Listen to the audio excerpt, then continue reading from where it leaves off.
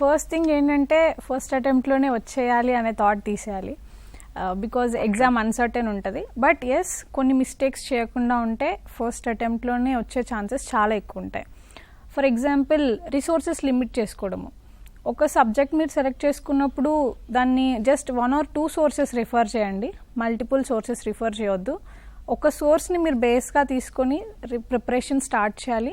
And అదే సోర్స్ని మీరు చాలా టైమ్స్ రివిజన్ చేసి దాని నుంచి షార్ట్ నోట్స్ కానీ మీకు అర్థం అవ్వడానికి ఎగ్జామ్ బిఫోర్ ఉంది అండ్ ఒక 1 week బిఫోర్ ఎగ్జామ్ ఉంది అన్నప్పుడు మీరు ఎట్లాంటి నోట్స్ మీ దగ్గర ఉంటే మీకు రివిజన్ ఈజీ అవుతుంది అనే దాన్ని దృష్టిలో పెట్టుకొని మీకు అర్థమయ్యేలాగా ఒక షార్ట్ నోట్స్ ప్రిపేర్ చేసుకోవాలి. అండ్ రిసోర్సెస్ ఏవైతే ఉన్నాయో వాటి వెనకాల పరిగెత్తొద్దు, లిమిటెడ్గా పెట్టుకోవాలి, physically and digitally also.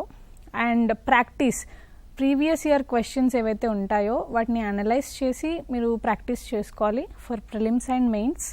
And more than anything self belief ఉండాలి. చాలా మిస్టేక్స్ జరుగుతూ ఉంటాయి ప్రాసెస్లో, అయినా సరే మన మీద మనం సెల్ఫ్ బిలీఫ్ ఉంచుకొని రోజు ఇంప్రూవ్ చేసుకుంటూ వెళ్ళాలి.